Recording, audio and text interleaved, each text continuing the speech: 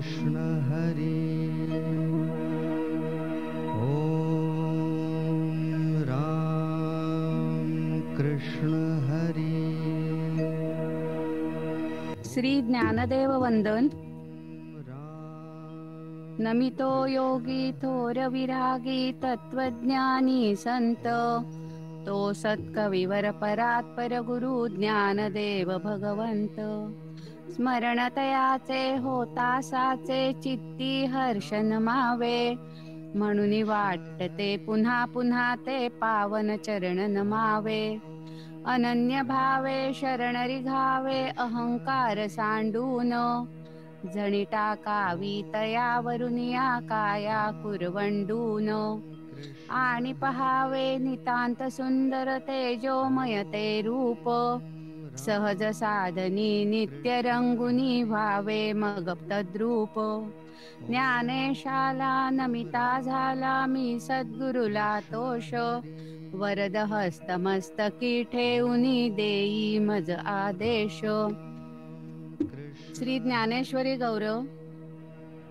श्री ज्ञानेश्वरी अमृतगंगा, बहुत सुकृते लाभली जगा। पावन करी अंतरंगा, अंग प्रत्यंगा जीवाचिया। भक्तिभावे करिता स्नान, निर्मल होय अंतःकरण। जीवासी परम समाधान, साक्षात दर्शन श्री शिवाचे। जीवा शिवाची होता भेटी, मावळोनी ज्ञाता ज्ञेयादी त्रिपुटी। प्रकटे सोहम भाव प्रतीती, उरे शेवटी ज्ञप्ती मात्र।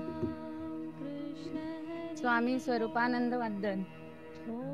नमितो परब्रह्म श्री स्वामीन महान संत महात्मा। आदिनाथ सिद्ध पुरुष तो स्वरूपानंद परमात्मा। चित्ती स्मरता वाचे वदता स्वामी स्वरूपानंद। आनंदाच्या उसळती लाटा होई परमानंद। परमदयाळा परमकृपाळा परमशांत स्नेहाळा। प्रियंवद कुळी अवतरे पावसी कैवल्याचा पुतळा। अहंकार सांडुनी धरावे पावन श्री गुरुचरण। श्री गुरुवरुनी टाकावी की काया कुरवंडून। नयन मनोहर स्वरूप सुंदर वारंवार पहावे। श्री गुरुनामी नित्य अंतरी निशिदिनी रंगुनी जावे। जसे अलंकापूर तसे ते पावस भूवैकुंठ। सोहम भावनांद तो तिथे स्वरूप शांती दूत। स्वरूपानंदा नमिता झाला प्रसन्न नारायण। प्रसन्न होता प्रसन्न चित्ता प्रसन्नता संपूर्ण। नमितो परब्रह्म श्री स्वामीन महान संत महात्मा। आदिनाथ सिद्ध पुरुष तो स्वरूपानंद परमात्मा। ओम नमः श्री परमहंस स्वादित चरण कमल चिन्मकरंदाय। भक्तजनमानस निवासाय श्री रामचंद्राय। नमामि सद्गुरुं शान्तं सच्चिदानंद विग्रहम्। पूर्ण ब्रह्म परानंद निशमालंदि वल्लभम्। ओम पूर्णमदः पूर्णमिदं पूर्णात् पूर्णमुदच्यते पूर्णस्य पूर्णमादाय पूर्णमेवावशिष्यते। ओम शांतिः शांतिः शांतिः। अकारण करुणावरुणालय भगवंताच्या असीम कृपेने श्रीमद अभंग ज्ञानेश्वरीचं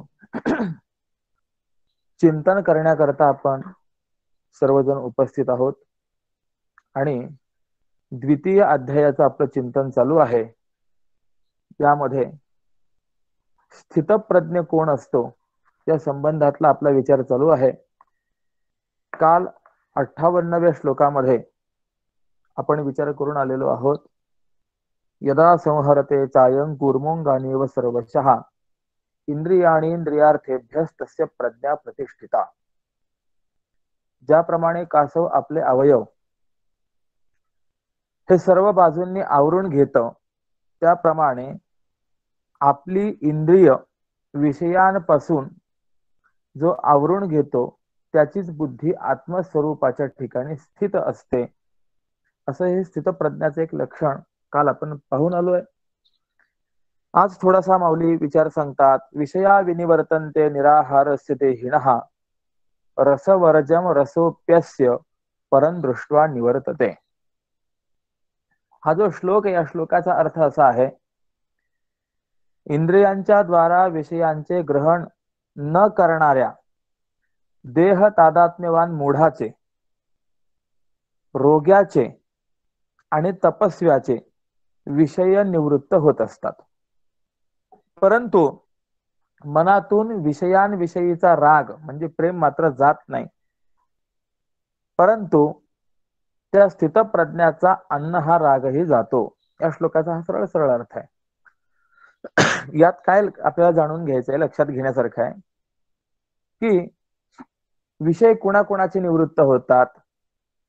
तर पहिली गोष्ट सांगितलेली आहे तपस्वी.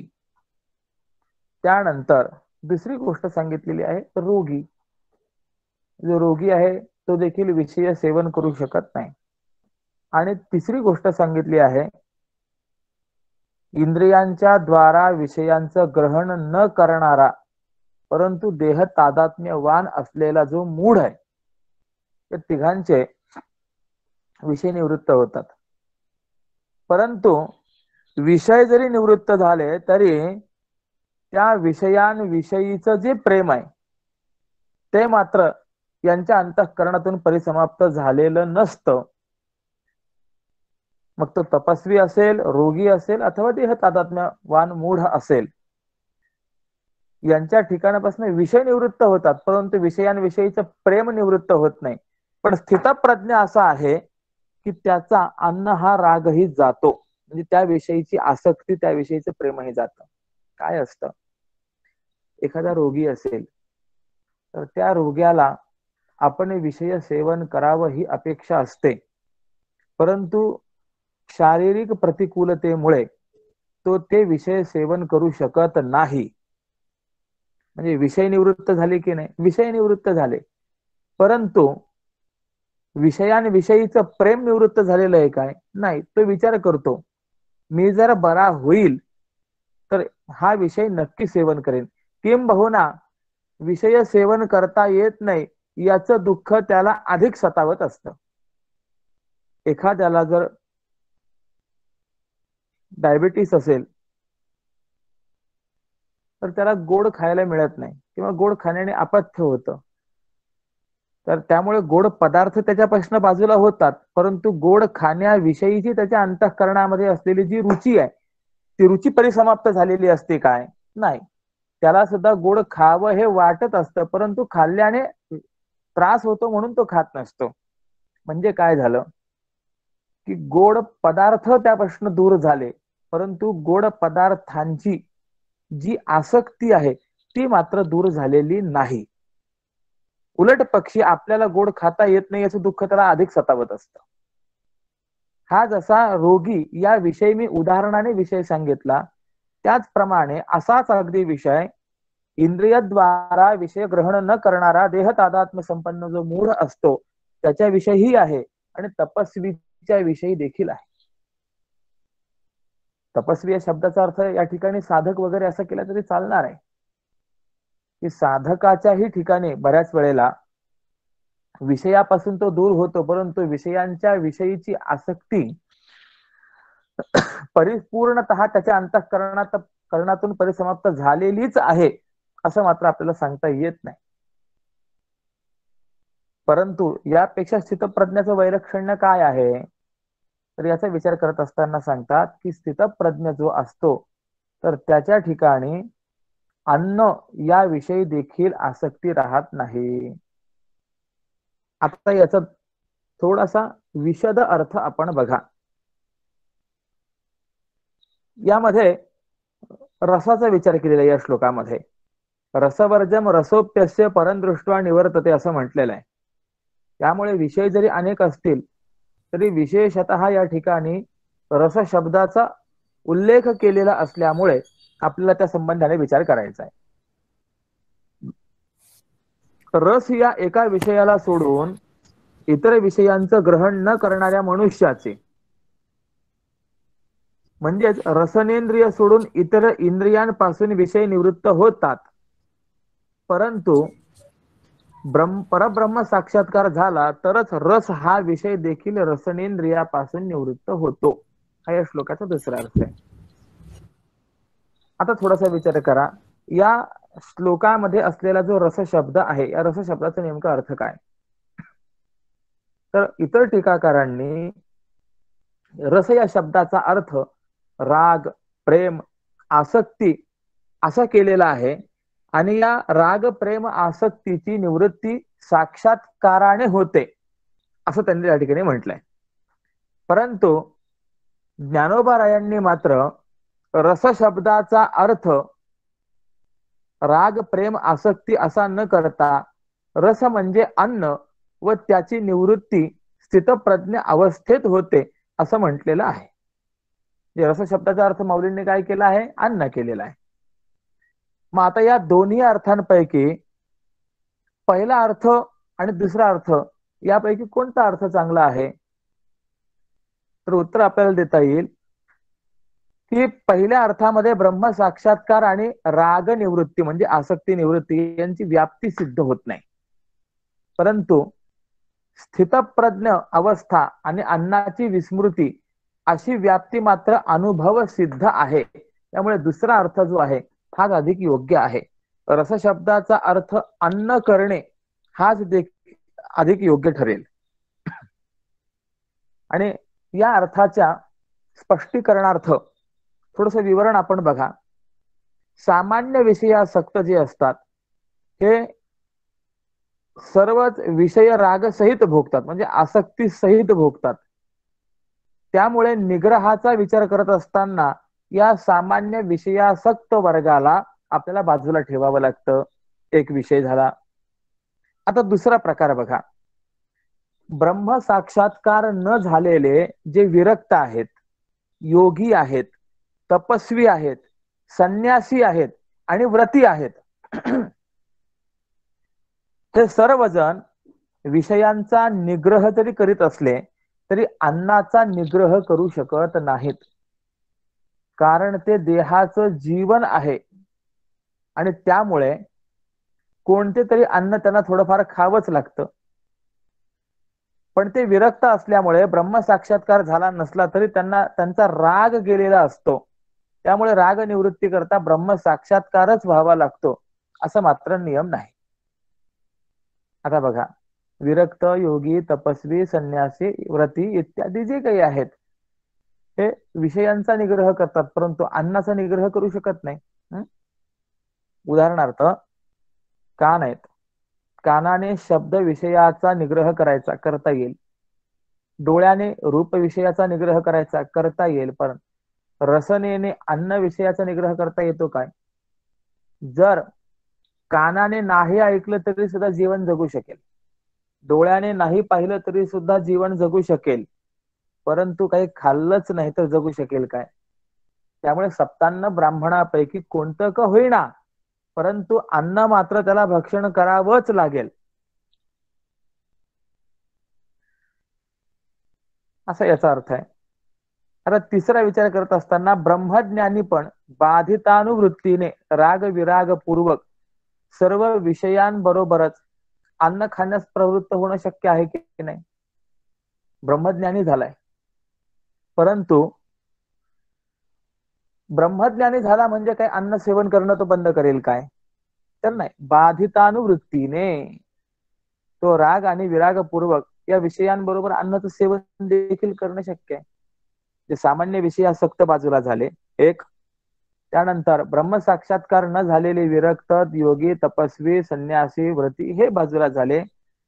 ब्रह्मज्ञानी देखील बाजूला केला गेला. आता राहिला वर्ग स्थितप्रज्ञ.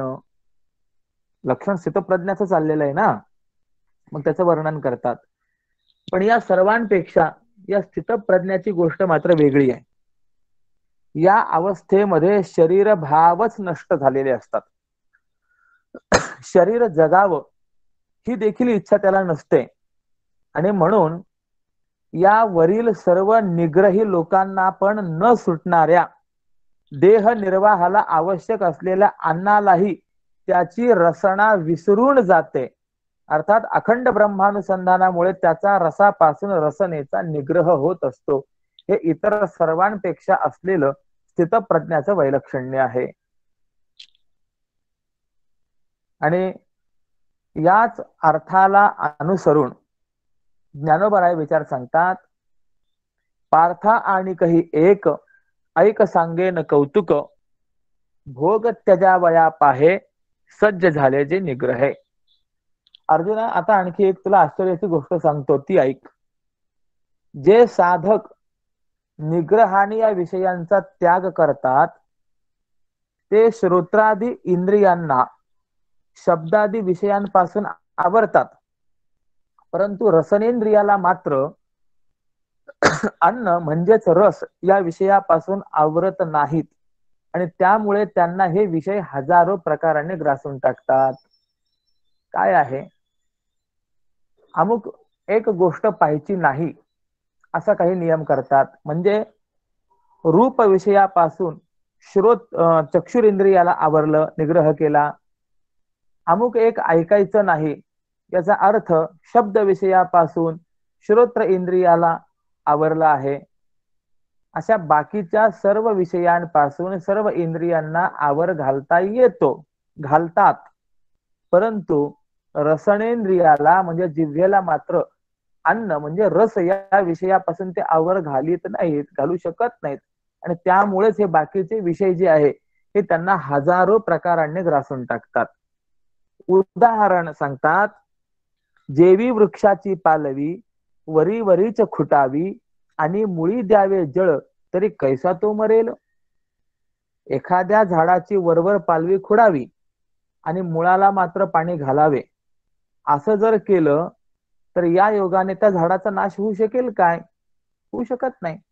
उलट पक्षी ते झाड पाण्याच्या जोरावर आडव्या अंगाने अधिक फोफावतं, त्याप्रमाणे रसनेंद्रियाच्या द्वारा मनातील विषयाभिलाष हा अधिक पुष्ट होतो.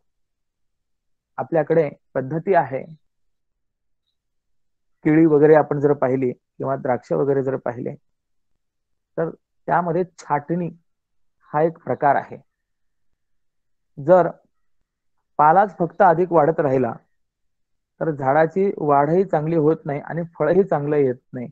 मग याकरता काय करावं लागतं की त्या झाडाला आलेली अनावश्यक असलेली जी पालवी असते ती कापून टाकायची, झाडाला पाणी घालायचं. याच्या परिणाम स्वरूपामध्ये ते झाड अधिक वृद्धिंगत होतं, सशक्त होतं आणि फळही त्याला चांगलं लागतं. म्हणजे दिलेलं जे खत आहे त्या खताचा उपयोग त्या फळाच्या दृष्टिकोनातून होतो. म्हणजे वरवर पालवी खुडली की नाही, खुडली, परंतु मुळाला मात्र पाणी घातलं, मग पालवी खुडल्यामुळे पानांची छाटणी केल्यामुळे ते केळीचं झाड मरून गेलं का, सुकलं का? नाही. द्राक्षाची बाग सुकली का? नाही. तर उलट पक्षी आडव्या अंगाने ते झाड अधिकच सुदृढ होतं. त्याप्रमाणे बाकीचे सर्व विषय आपण इंद्रियांपासून आवरले, परंतु रसनेंद्रियापासून रस जर आवरला नाही तर तो एकच विषय जो आहे या रसनेंद्रियाच्या द्वारा मनातला विषयाभिलाष परिपुष्ट करतो. या सर्वाचं मूळ काय जर असेल तर तो रस सांगितलेला आहे. अंगामध्ये असलेली परिपुष्टता हाच महत्वाचा भाग आहे. किंबहुना पुढे असं म्हणतात,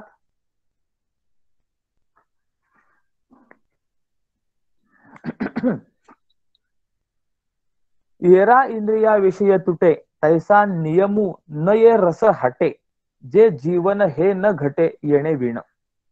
इतर श्रोत्रादी इंद्रियांपासून शब्दादी विषय अलग होऊ शकतात, परंतु रसनेंद्रियापासून रस विषय हा बळजबरीने देखील आपल्याला बाजूला करता येत नाही. कारण त्या वाचून देहाचं जीवनच शक्य होत नाही.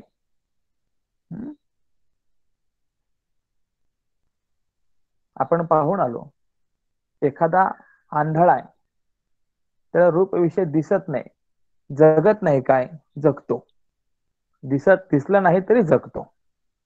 एखादा बहिरा आहे, ऐकायला येत नाही, मग त्याला तो मरतो काय, जीवन जगतोच ना, जगतो.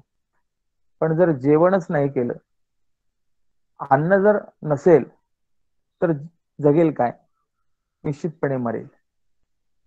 म्हणून रसनेंद्रियापासून रस हा विषय बळजबरीने देखील बाजूला करता येत नाही, तो देहाचं जीवन आहे. म्हणून अर्जुना, तो साधक अशाही अशक्य असलेल्या रसाच्या निग्रहाला तेव्हाच प्राप्त होतो जेव्हा तो अनुभवाने परब्रह्मरूप होतो. म्हणजे आतापर्यंतच्या एकंदरीत विवरणामध्ये रस विषयाला जिंकणं हे अत्यंत कठीण आहे हे आपण पाहून आलो. पण अशा रस विषयाला केव्हा मनुष्य जिंकेल, तर त्याचं उत्तर असं दिलं गेलं आहे की ज्या वेळेला तो परब्रह्म स्वरूप होईल, अनुभवाने परब्रह्म होईल, त्यावेळेला अशक्य असलेल्या रसाच्या निग्रहाला तो प्राप्त होतो, रसनेंद्रियाला जिंकतो. कारण जेव्हा मी ब्रह्म आहे असा अनुभव प्रगट होतो, तेव्हा देह तादात्म्य नष्ट होतं आणि इंद्रिय सर्व विषयांना विसरून जातात आणि त्याबरोबरच रसना देखील अन्न पाणी या देह निर्वाहाला आवश्यक असलेल्या विषयाला विसरून जाते. ज्या वेळेला अहम ब्रह्मास्मी हा बोध प्रगट होतो, हा भाव स्थित होतो, त्यावेळेला न अहम देह, हा मी देह नाही अशी वृत्ती स्थिर होते, हा दृढबोध होतो, देह तादात्म्य नष्ट होतं. आणि मग त्यामुळे काय होतं, देह तादात्म्यच ज्या ठिकाणी राहिलेलं नाहीये त्या ठिकाणी हे इंद्रियांना देखील विषयांची स्मृती राहत नाही, इंद्रिय विषयांना विसरून जातात. आणि एकच इंद्रिय विसरतं असं नाही, तर सर्वच इंद्रिय सर्वच विषयांना विसरतात. मग त्यांच्यामध्येच असलेलं जे रसनेंद्रिय आहे ते देखील त्या रसनेंद्रियाचा असलेला जो विषय अन्न पाणी आहे त्याला विसरून जातं.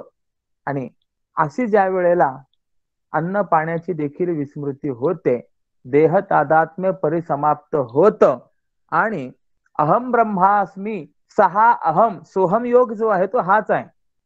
हा सोहम योग ज्या वेळेला सिद्ध होतो, तस्य प्रज्ञा प्रतिष्ठिता, त्याला स्थित प्रज्ञ म्हणा. ठीक आहे, आता थोडस या इंद्रिय निग्रहाचा विचार करतात. यततो ह्यपि कौंतेय, म्हणजे इथे या संदर्भामध्ये पहिल्या श्लोकाचा विचार करत असताना ज्ञानेश्वरीमध्ये देखील सोहम भावाचा विचार मांडला आणि स्वामीजींनी तर सरळ रीतीने सांगितलं, देह भावते नासती भोग इंद्रिय विसरती सोहम भावाचा प्रत्यय येता ऐशी स्थिती होय. ठीक, आता पुढच्या श्लोकात सांगतात, यततो ह्यपि कौंतेय पुरुषस्य विपश्चितः इंद्रियाणि प्रमाथीनि हरंती प्रसभम मनः. विवेकी पुरुष प्रज्ञास्थैर्या करता इंद्रिय निग्रहाचा प्रयत्न करत असतानाही विवेकाचा विध्वंस करणारे त्याचे इंद्रिय त्याच्या मनाला बलात्काराने म्हणजे बळजबरीने विषयांकडे ओढून नेतात. जो विवेकी पुरुष असतो, आत्मानात्म विवेक सारासार विचार ज्याच्या ठिकाणी निर्माण झालेला आहे, असा पुरुष इंद्रियांचा निग्रह करण्याचा प्रयत्न करतो. परंतु त्यावेळेला या सारासार नित्यानित्य विवेकाचा विध्वंस करणारे त्याचे जे इंद्रिय आहेत त्याच्या मनाला बळजबरीने ओढून विषयाकडे नेत असतात. म्हणजे या ठिकाणी इंद्रियांचा असलेला जो प्रबळ वेग आहे त्याचा विचार आहे. यावरती व्याख्यान असं आहे, नाही तरी हे अर्जुना साधनाने साधू येना इंद्रियाते आवरण वागती जे रात्रंदिन. अर्जुना, वस्तुतः जर पाहिलं तर इंद्रिय हे कोणत्याच साधनांच्या सहाय्याने आटोक्यात येत नाहीत. जे साधक इंद्रियांना विषयांपासून जपण्याकरता अखंड प्रयत्न करतात, ज्या इंद्रियांना कोंडून ठेवण्याकरता आसन, प्राणायाम, प्रत्याहार, धारणा, ध्यान यांच्या अभ्यासाचे घरटे बांधतात. इंद्रियांना बाहेर जाता येऊ नये म्हणून त्या घरट्याला यमनियमांची ताटी लावतात आणि मनाला तर सर्व काळ मुठीत धरून बसतात. त्या साधकांना सुद्धा इंद्रिय व्याकुळ करतात. अशी या इंद्रियांची महती आहे. इंद्रियांचा वेग फार बलवान आहे. आणि देहधारी मनुष्याचा जर आपण विचार केला तर त्याच्यामध्ये तर अनेक इंद्रिय आहेत. साधारण प्रयत्नाने इंद्रियांचा संयम करणं तर कठीणच आहे. इंद्रियांचा संयम करण्याचा जे प्रयत्न करतात त्यांनाच खरं कळेल की इंद्रियांचा वेग किती प्रबळ आहे. जे संयम करण्याचा प्रयत्न सुद्धा करत नाही असे आपण सामान्य, आपल्याला इंद्रियांच्या या वेगाचं ज्ञानही होत नाही हो. कारण की नियम असा आहे, एखाद्या प्रवाहामध्ये जर कोणी पडलेला असेल, प्रवाहासोबत जर तो वाहत असेल तर त्याला त्या प्रवाहाच्या वेगाचं ज्ञान होत नाही. हा वेग किती बलवान आहे हे त्याला कळत नाही. परंतु जो प्रवाहाला अवरुद्ध करण्याचा प्रयत्न करतो, प्रवाहाला थोपवण्याचा प्रयत्न करतो, त्याला कळतं की या प्रवाहाचा वेग किती आहे. वाहणाऱ्याला कळत नाही. स्थितप्रज्ञ विवेकी पुरुष जो आहे हा इंद्रियांच्या या वेगाला, प्रवाहाला थोपवण्याचा प्रयत्न करतो. आणि आपल्यासारखे सामान्य या इंद्रियांच्या वेगामध्ये, प्रवाहामध्ये वाहून जाणारे आहोत. आपल्याला नाही कळणार ते. साधारण मनुष्य मानतात की विषयांना आपल्या जवळ न ठेवणं किंवा विषयांचा भोग न घेणं यामुळेच इंद्रियांचा संयम होतो किंवा होऊ शकतो. परंतु हा भ्रम आहे. उदाहरणाकरता जर सांगायचं असेल तर अन्नाचा भोग घेणं हा रसनेचा विषय आहे की नाही? आहे, नक्कीच आहे. पण आता बघा, एखादा मनुष्य उपवास करतो. ज्या दिवशी उपवास करतो त्या दिवशी तो अन्नापासून दूर राहतो की नाही? अर्थात म्हणजे आता अलीकडे जे आम्ही उपवास करतो त्या उपवासाची गणना शास्त्रीय दृष्टीने आपल्याला कुठेही करता येणं शक्य नाही. उपवासामध्ये चिंतन असं दिलेलं आहे की पाणी सुद्धा अनेक वेळेला प्यायचं नाही. उपवास कशा कशाने नष्ट होतो या संबंधामध्ये असं चिंतन आलेलं आहे. असकृत जलपानाच दिवास्वापाच्य मैथुनात उपवासो विनश्येत तथा तांबूल भक्षणात. असकृत जलपानाच, सकृत शब्दाचा अर्थ एकदा होतो आणि असकृत शब्दाचा अर्थ वारंवार होतो. ज्या दिवशी आपलं उपवास व्रत आहे त्या दिवशी एक वेळेला पाणी पिण्याकरता म्हणून शास्त्राने परवानगी दिलेली आहे. वारंवार पाणी जरी पिलं तरी त्या ठिकाणी उपवास नष्ट होत असतो. दिवास्वापात, दिवसा झोपला उपवास संपला. ग्राम्य धर्माचं आचरण केलं म्हणजे संग केला तरी देखील उपवास नष्ट झाला. तांबूल म्हणजे पान वगैरे कोणतेही व्यसन केलं, पिढ्याचं पान वगैरे खाल्लं, उपवासो विनश्येत. आणि खोटं बोलला उपवासाच्या दिवशी, असत्य भाषण केलं तरी उपवास नष्ट होत असतो. म्हणजे आता ह्या सर्व गोष्टींचा विचार करत असताना आपण जे उपवास करतो ते किती घडतात आपल्याकडनं हा खरं प्रत्येकाने आत्मपरीक्षण करण्याचा विषय आहे. असो, ज्या ठिकाणी वारंवार पाणी पिण्याकरता सुद्धा शास्त्रकार परवानगी देत नाहीत त्या ठिकाणी उपवासाच्या दिवशी उपवासाच्या पदार्थांची यादी तयार झालेली असते. अमुक अमुक खायचं. मग तो उपवास शास्त्रीय दृष्टिकोनातून मानला जाईल का? प्रश्न आहे. आपल्याकडे ज्या एकादशी आहेत त्यामध्ये एका एकादशीचं नाव आहे निर्जला एकादशी. निर्जला एकादशी म्हणजे काय? तर एका व्यक्तीने मला चांगला अर्थ सांगितला. महाराज, ज्या एकादशीला पाणी सोडून सगळं चालतं त्याला निर्जला एकादशी म्हणतात. खरा प्रश्न आहे हा. हा अर्थ योग्य आहे काय? पाणी सुद्धा ज्या दिवशी प्यायचं नाहीये ती निर्जला. बघा, आपण मी उदाहरण सांगतोय की केवळ इंद्रियांनी विषयांचं सेवन नाही केलं म्हणजे आपण इंद्रियांवरती संयम प्राप्त केला असं नाही. आपण उपवास करतो, उपवासाच्या दिवशी अन्नापासून दूर राहतो, परंतु अन्नाची वासना मनामध्ये तशीच शिल्लक राहते. मग अन्नाची वासना जर शिल्लक राहिली, अन्न खावं असं जर वाटलं, तर शरीराने आपण अन्न या पदार्थापासून दूर राहिलो, परंतु मनाने अन्न या पदार्थापासून आपण दूर राहिलो काय? आणि जर राहिलो नसेल तर तो उपवास झाला काय? नाहीये.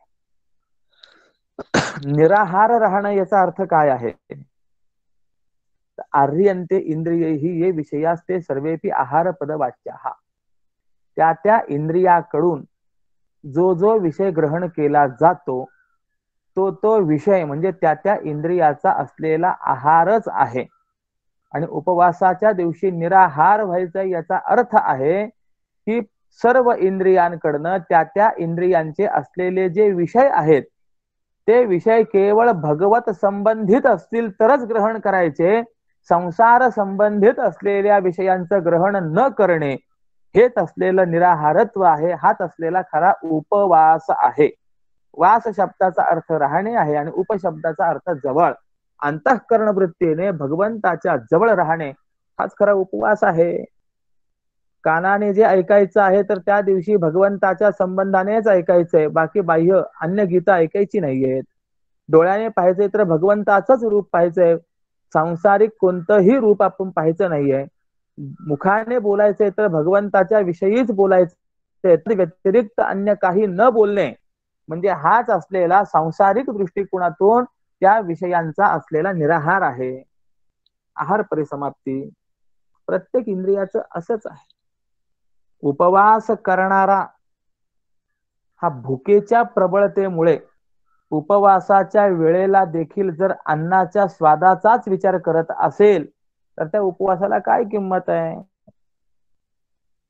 अर्थात सर्व इंद्रियांच्या उपवासाचा असाच वेगवेगळा प्रश्न आपल्याला पाहायला मिळतो. म्हणजे काय होतं?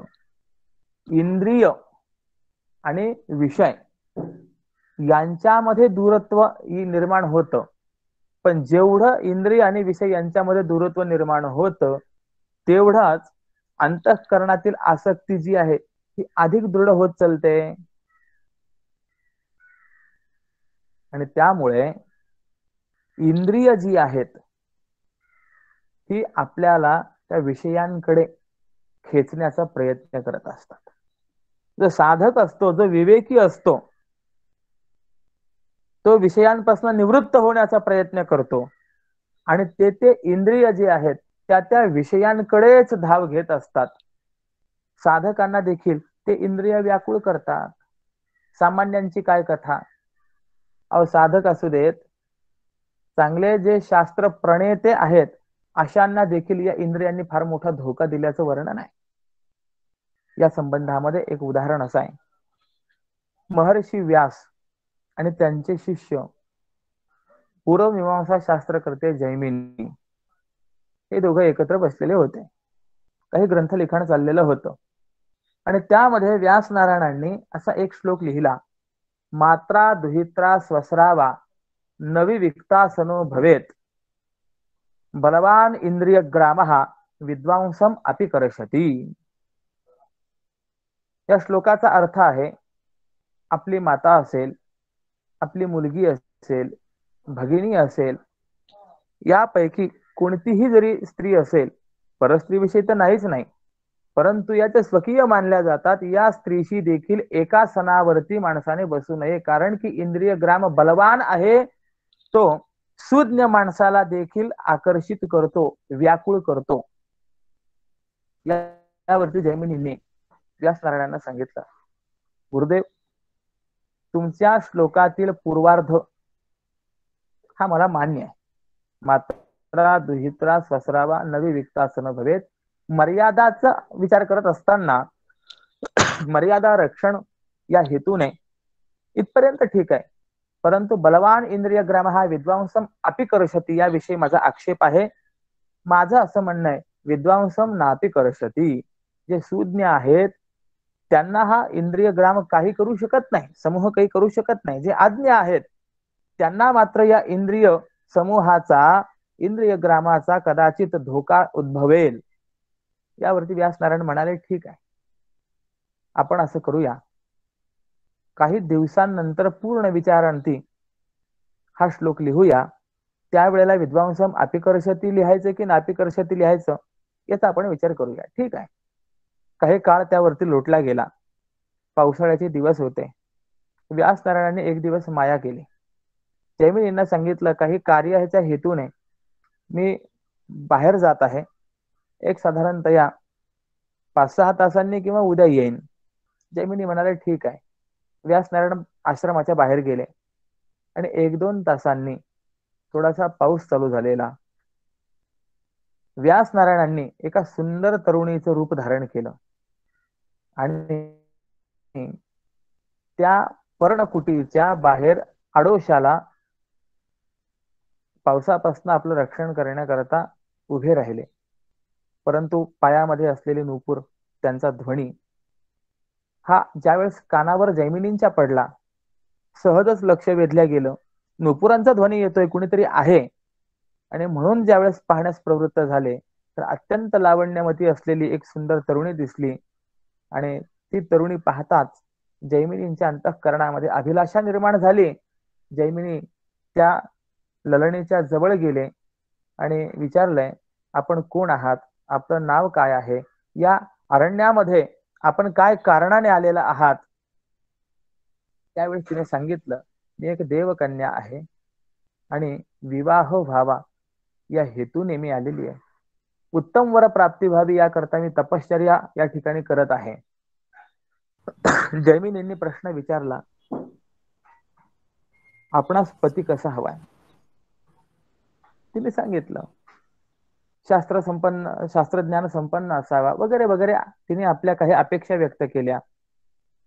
जैमिनी विचार करतात, हिच्या ज्या ज्या अपेक्षा आहेत त्या सर्व अपेक्षांची परिपूर्ती आपल्याकडनं होणं शक्य आहे. जैमिनींनी सांगितलं, तुला जसा पती हवा आहे तसा पती मी आहे. माझाही विवाह झालेला नाहीये. जर तुझी अपेक्षा असेल तर मी तुझ्याशी विवाह करू इच्छितो. बघा, जैमिनी ऋषी व्यासांचे शिष्य, परंतु क्षणामध्ये कसे मोहित झालेले आहेत. ती सुंदर तरुणी म्हणाली, ठीक आहे, हरकत नाहीये, परंतु माझी एक अट आहे. विवाहापूर्वी यज्ञशाळेला अथवा देव मंदिराला त्या होणाऱ्या पतीने मला खांद्यावर घेऊन 7 प्रदक्षिणा कराव्यात, मग मी त्याच्याशी विवाह करेन.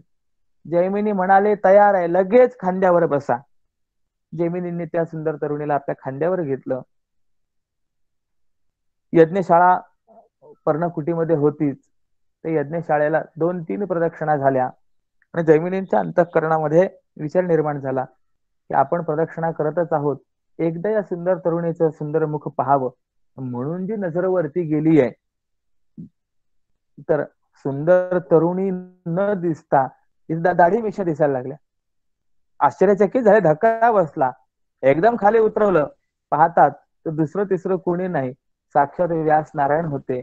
व्यासनारायणाने विचारलं, सांगा जैमिनी, बलवान इंद्रिय ग्राम हा विद्वांसम अपिकर्षती लिहू की नापिकर्षती लिहू.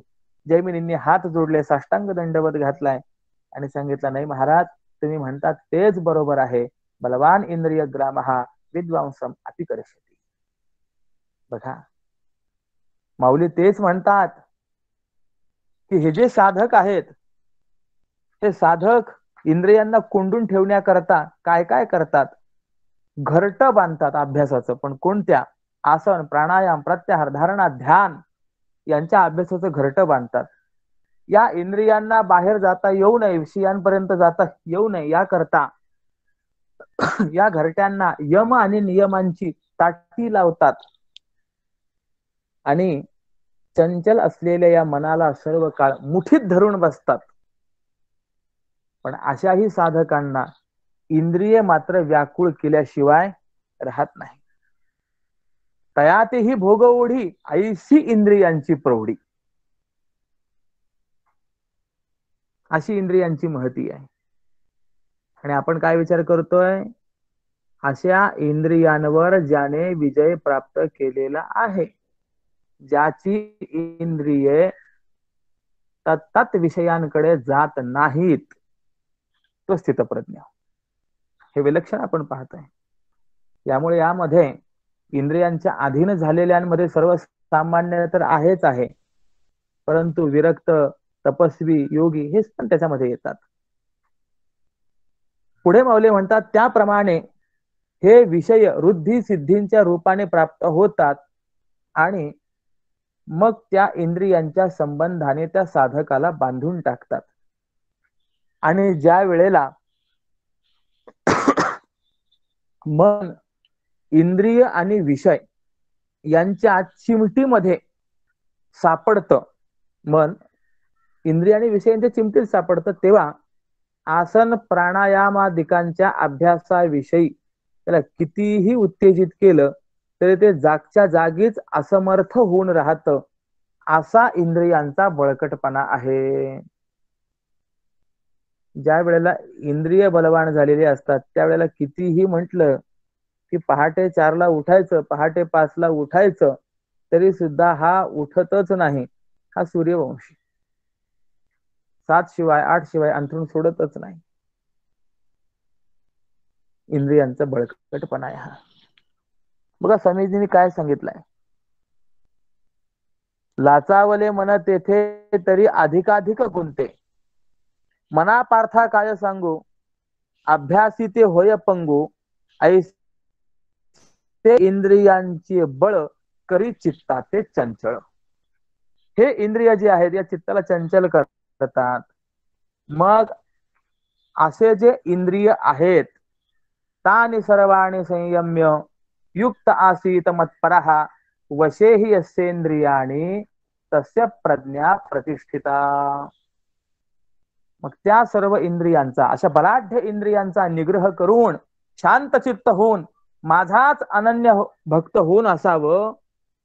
आणि या साधनाने म्हणजे इंद्रिय ज्याच्या अधीन झाली आहेत त्याची प्रज्ञा आत्मरूपी स्थिर झाली असं समजावं, असं जाणावं, म्हणजे तोच स्थितप्रज्ञ आहे असा. यावरती व्याख्यान करताना म्हणतात, म्हणून ऐके पार्था याते निर्दळी जो सर्वथा सर्व विषयी आस्था सांडूनिया. अर्जुना, या सर्व विषयांविषयीची सर्व प्रकारांनी आसक्ती सोडून जो या इंद्रियांचं दमन करतो, ज्याचं अंतःकरण विषय सुखाने फसलं जात नाही, तोच पुरुष योगाचा विचार आणि योगाचं अनुष्ठान करण्याविषयीच्या स्थैर्याला कारण आहे. म्हणजे तोच अधिकारी आहे असं जाण. जो आत्मज्ञानाने अखंड संपन्न असतो, जो परमात्म्याला हृदयामध्ये कधीही न विसरलेला होऊन असतो, त्याची प्रज्ञा स्थिर असते. तस्य प्रज्ञा प्रतिष्ठिता. तसा जर आपण विचार केला तर एरवी बाह्य विषयांचा इंद्रियांशी संबंध नसला, त्यांचा त्याग असला, तरी मनात जर विषय भोग वासना असेल तर तो विषय संपूर्ण देहात पुष्कळ आहे असं जाणा. म्हणजे विषय आणि इंद्रिय यांचा संबंध नाहीये, पण मनात मात्र तो विषय जर असेल तर तो विषय संपूर्ण देहात आहेच असं समजा.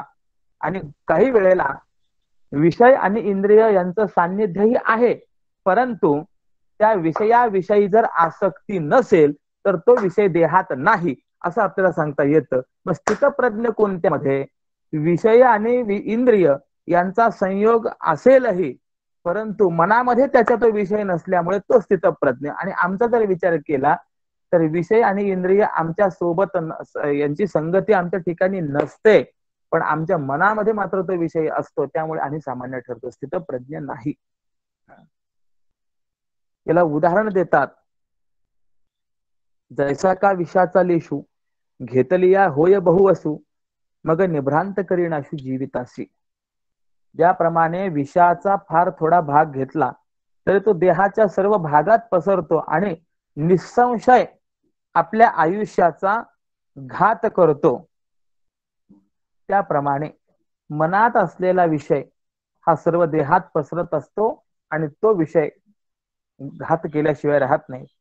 म्हणून विषयात सुख आहे किंवा नाही अशी त्याविषयी मनात शंका जरी राहिली ना, तरी ती शंका संपूर्ण विचारांचा नाश करणारी असते. मग अशी शंका ज्याच्या ठिकाणी नाही, ज्याच्या अंतःकरणामध्ये विषय हे केवळ दुःखरूपच आहेत असा निश्चित बोध आहे, दृढ निश्चय प्राप्त झालेला आहे, आणि त्यामुळे इंद्रिय यांच्यावरती ज्यांनी विजय प्राप्त केलेला आहे, जो आत्मस्वरूपी भगवत रूपच होऊन राहिलेला आहे, ज्याची अंतःकरण वृत्ती, ज्याची बुद्धी भगवत रूपी निश्चळ झालेली आहे, तोच या ठिकाणी स्थितप्रज्ञ आहे. या पद्धतीने 55 ते 61 या श्लोकांमधून भगवंताने स्थितप्रज्ञ कोण असतो त्याचं वर्णन केलेलं आहे. यानंतर थोडासा विषय बदललेला आहे की ज्या विषयांची बाधकता आपण या काही प्रकरणामध्ये पाहत आलेलो आहोत, त्या विषयांच्या ध्यानाने कसा नाश होतो या संबंधाने 2 श्लोकामध्ये विवरण केलेलं आहे. ध्यायतो विषयान पुंसः संगस्तेषु उपजायते, संगात संजायते कामः, कामात क्रोधोऽभिजायते, क्रोधात भवति सम्मोहः, सम्मोहात स्मृतिविभ्रमः, स्मृतिभ्रंशात बुद्धिनाशो, बुद्धिनाशात प्रणश्यति. हे 2 श्लोक आहेत ना, विषयांच्या ध्यानाने होणारा जो नाश आहे त्याचं मुख्य वर्णन करणारे आहेत. फक्त 2 श्लोकाचं हे प्रकरण नाही, पण या 2 श्लोकांचा विचार आपल्याला पहिले करायचा आहे. बाह्यतः आपण विषयांचा त्याग केला तरी विषयांचं चिंतन करणाऱ्या त्या पुरुषाला त्या विषयाविषयी प्रथम आसक्ती निर्माण होते, नंतर त्या आसक्तीपासून इच्छा निर्माण होते, इच्छेचा कोणी विघात केला तर क्रोध निर्माण होतो, क्रोधापासून कार्य आणि अकार्याविषयी भ्रम निर्माण होतो, त्या भ्रमापासून शास्त्र गुरु यांच्या उपदेशाची स्मृती विचलित होते, स्मृतीच्या विचलनापासून चांगल्या आणि वाईटाचा विचार करणाऱ्या बुद्धीचा नाश होतो, आणि त्या योग्य अयोग्य विचारात्मक बुद्धीचा नाश झाला असता मनुष्य जिवंत जरी असला तरी चतुर्विध पुरुषार्थांपासून भ्रष्ट झाल्यामुळे तो नष्ट झाल्यासारखाच असतो. फार उत्तम संगती आहे. मानवी जीवनाचा सर्वनाश होण्यास कारण मुख्य जर काही असेल तर संगती आहे. संग, विषयांचा संग. आणि गंमत अशी आहे, मनुष्य प्राणी हा संगती प्रधान प्राणी आहे. इतर प्राण्यांचा जर आपण विचार केला तर ते प्राणी संग असेल तरी जगतात, संग नसेल तरी जगतील. वाघ, साप इत्यादी आपण जर प्राणी पाहिले तर कळपानेच राहतील असं नाही. कदाचित त्यांना संगती नसेल तरी सुद्धा त्यांचा जीवन निर्वाह होतो. परंतु मनुष्य प्राणी मात्र असा आहे, संगती प्रधान प्राणी आहे. कुणाची न कुणाची, कशाची न कशाची तो संगती करतच असतो. जर संगती नसेल संग जर नसेल तर त्याचं जीवन नाही. किंबहुना शास्त्रज्ञांनी देखील, वैज्ञानिकांनी देखील याचा विचार केलेला आहे, संशोधन झालेलं आहे. संगती प्रधान मनुष्याच्या जीवनामध्ये जर संगती नसेल तर तो वेडा होतो, मानसिक त्याची अवस्था बिघडते. म्हणून संग करतो मनुष्य. संघामुळे काय होतं तर संघामुळे आसक्ती निर्माण होते. संगात संजायते कामः.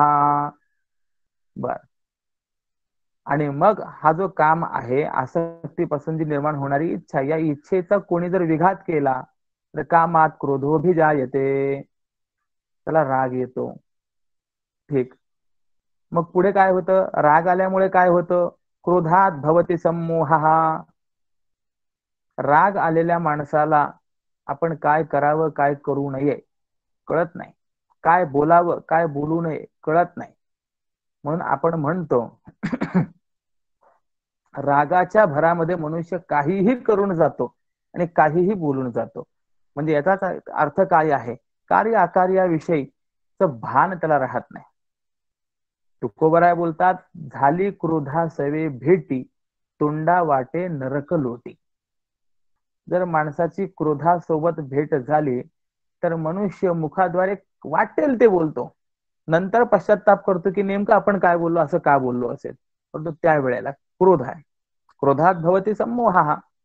सम्मोह झाला, भ्रम झाला, सम्मोहात स्मृती विभ्रमः.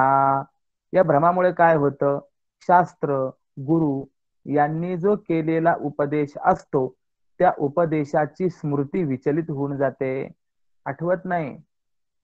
न हिते न कळे हित, करावे ते काय, नये बोलो आठवते, अशी स्थिती निर्माण होते. असंग संगे घडले अन्याय, बहुत अधर्म उपाव, न कळे हित करावे ते काय, नये बोलो आठवते. आणि मग ज्या वेळेला या उपदेश वाक्यांच्या स्मृतीचं विचलन होतं, विस्मरण होतं, त्यावेळेला स्मृतीभ्रंशात बुद्धिनाश, हा बुद्धीचा नाश होतो. आणि बुद्धिनाश झालेला जो आहे तर हा जिवंत असूनही मृतवतच आहे, नष्ट झाल्यासारखाच आहे. हा सगळा विचार फार विस्ताराने खरं सांगण्यासारखा आहे. पण असो, मी ओव्यांच्या माध्यमातून थोडासा यावर प्रकाश टाकत पुढे जातो. विषयांचे जरी अंतरी स्मरण, विरक्त ही जाण लिप्त होय, होता अंतरात आसक्तीचा जन्म, प्रकट तो काममूर्ती म्हणत. म्हणजे हृदयामध्ये विषयांची नुसती आठवण जरी झाली तरी सर्व संग परित्याग केलेल्या पुरुषालाही सुरुवातीला आसक्ती निर्माण होते आणि नंतर त्या आसक्तीमुळे मनामध्ये कामाचा आकार प्रकट होतो. बघा, सर्व संग परित्याग ज्याने केलेला आहे त्या ठिकाणी आसक्ती निर्माण होण्याचं मुख्य कारण काय आहे, तर विषयांची केवळ आठवण. माऊली तर संग म्हणजे प्रत्यक्ष संग नाही, फक्त आठवणच म्हणतात. विषयांचे जरी अंतरी स्मरण, विरक्त ही जाण लिप्त होय.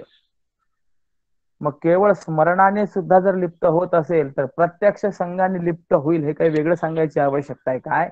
कैमुतिक न्यायाने विचार करा. याकरता श्रीमद भागवत ग्रंथामध्ये जडभरत राजा नावाच्या राजाचं उदाहरण आहे. हा सर्व संघ परित्याग करून तपश्चर्या करण्याकरता गेलेला होता. त्या ठिकाणी एका हरणाच्या पाडसाचा संघ याला घडला आणि त्यामुळे सर्व परमार्थ नागवल्या गेला. मुक्त होण्याच्या ऐवजी त्याला पुन्हा जन्म मरण या अनर्थ परंपरेमध्ये गर्तामध्ये पडावं लागलं आणि हरणीच्या गर्भाला जावं लागलं. जडभरत राजा हरणी गर्भा गेला, घाला तो घातला वासनेने, जन्म घेणे लागे वासनेच्या संगे, किंबहुना वासनेचा संग होय अंतकाळी, तरी तपोबळी जन्म धरी. अनेक अनेक प्रमाणे या संबंधामध्ये आहेत. विषयांची संगती झाली, याचा परिणाम काय झाला, सर्व संग परित्याग केलेल्या पुरुषालाही आसक्ती निर्माण झाली. आठवणीने जर आसक्ती निर्माण होत असेल तर आपल्यासारख्या सर्व संग परित्याग न केलेल्या सामान्य व्यक्तींचा जो विषयाशी नित्य संबद्ध आहे त्याच्या ठिकाणी आसक्ती निर्माण होईल, यात काय नवल आहे.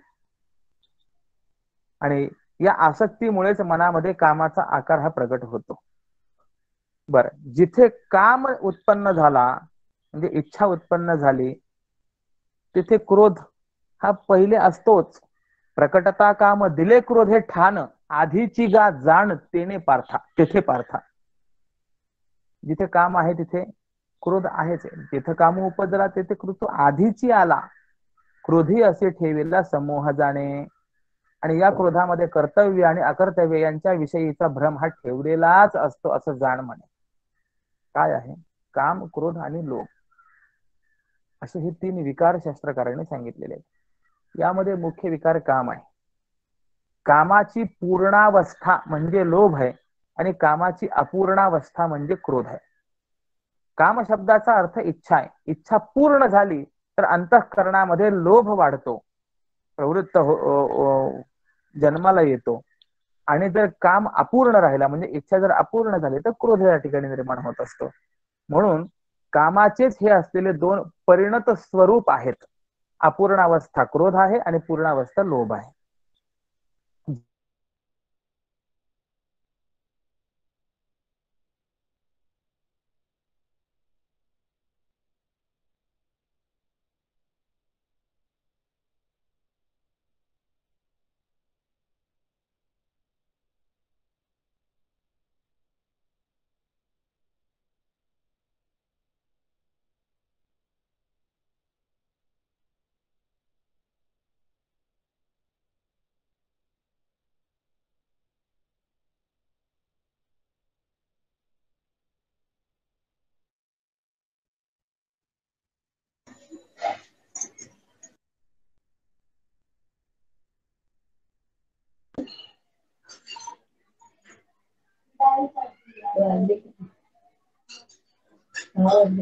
सुवासा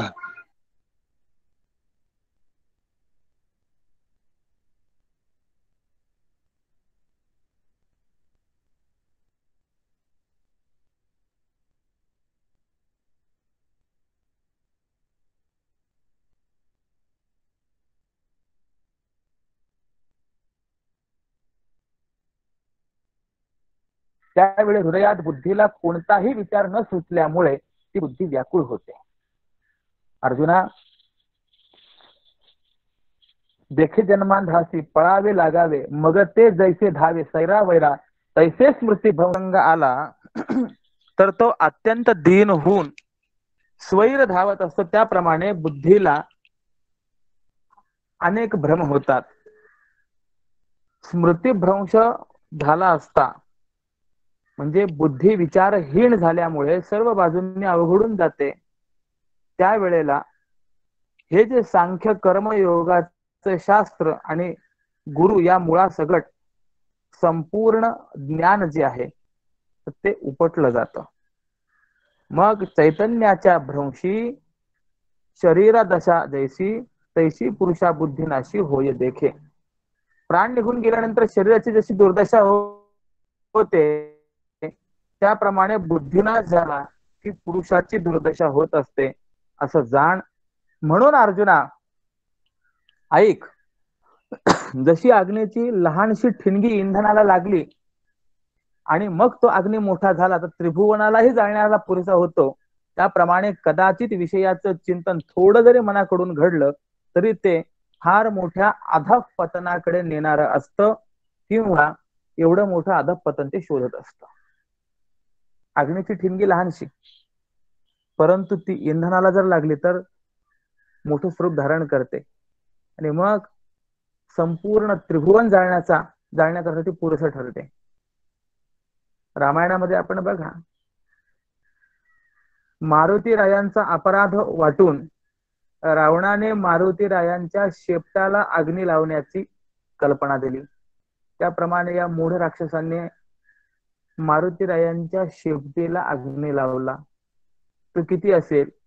थोडा होता, परंतु या थोड्या अग्नीने देखील संपूर्ण लंका जाळली की नाही. त्याप्रमाणे विषयांचं थोडंही चिंतन मनाकडनं जर घडलं तर ते अधःपतनाला कारणीभूत होतं.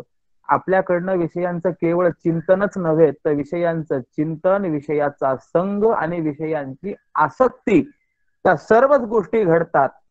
मग आपला उद्धार कसा व्हावा हा फार मोठा प्रश्न आहे.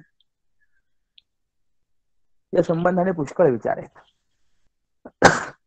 पुढच्या श्लोकामध्ये म्हणतात, राग द्वेष वियुक्तैस्तु विषयान इंद्रियैश्चरण आत्मवशैर विधेयात्मा प्रसाद मधी गच्छति.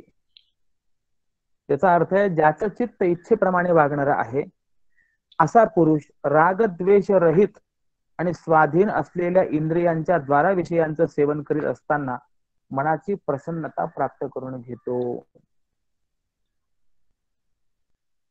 म्हणून हे सर्व विषय सर्व प्रकारांनी मनापासून टाकावेत, म्हणजे रागद्वेष सहज नष्ट होतात. म्हणून या सर्व विषय हे पार्था सोडावे सर्वथा मनानेची, सोडिता विषय स्वभावे निशेष मग प्रीती द्वेष दूर होती. अर्जुना, आता आणखी एक सांगतो. जर रागद्वेष नष्ट झाले तर इंद्रियांच्या द्वारा विषयात रमले असता ते बाधक होत नाहीत. आता पुढची गंमत सांगतात. इंद्रिय आणि विषय यांचा संयोग आहे, विषयांचा संग नाही, संभोगही होतोय, परंतु अंतःकरणामध्ये जर त्याविषयी आसक्ती नसेल, रागद्वेष नसेल, तर ते विषय त्याला बाधक होत नाहीत.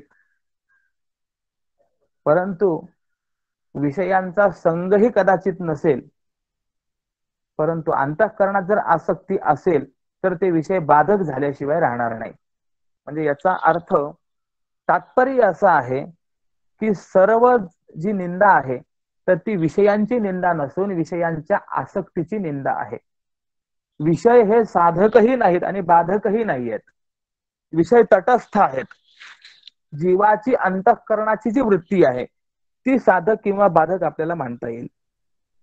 याला ईशसृष्टी आणि जीवसृष्टी असं म्हणतात. ईश्वराने निर्माण केलेला पदार्थ हा साधकही नाही बाधकही नाही, पण जीवाने निर्माण केलेला जो पदार्थ आहे म्हणजे त्या ईश्वर निर्मित पदार्थाविषयी जीवाने केलेली जी कल्पना आहे ती कल्पनाच जीवाला तारणारी अथवा बंधन करणारी होते. असं आहे. ईश्वर निर्मित एकच स्त्री आहे, पण त्या स्त्रीच्या संबंधाने अनेकांची भावना वेगळी आहे. कुणी त्या स्त्रीला आपली पत्नी म्हणेल, कुणी बहीण म्हणेल, कुणी माता म्हणेल, कुणी मामी म्हणेल, कुणी काकी म्हणेल, कुणी सून म्हणेल. म्हणजे ईश्वर निर्मित स्त्री एकच. ईश्वराने सून निर्माण केली नाही, ईश्वराने आत्या निर्माण केली नाही, ईश्वराने मामी निर्माण केली नाही, ईश्वराने काकी निर्माण केली नाही, ईश्वराने पत्नी निर्माण केली नाही. ईश्वराने फक्त एक स्त्री निर्माण केली, पण त्या स्त्रीच्या संबंधाने मग प्रत्येक जीवाने आपापल्या संबंधानुसार भावना त्या ठिकाणी केली आणि मग त्या भावनेनुसार तिच्याशी व्यवहार होतो. मग त्याच्यामध्ये कुणी न नंदा अशा असतील, जी कधीही आनंद देणारी ठरत नाही ती न नंदा. मग कुणी सासू असेल जी सारख्या सूचना देते. सासू म्हणजे काय? सासू, सारख्या सूचना. कुणी पती असेल रक्षण करणारा. हे सर्व मी कशा करता उदाहरण सांगतोय की ईश्वराने निर्माण केलेला पदार्थ एकच आहे, परंतु त्या पदार्थाविषयी तुमची भावना कशी आहे त्यावरनं तो साधक असेल की बाधक असेल हे ठरणार आहे.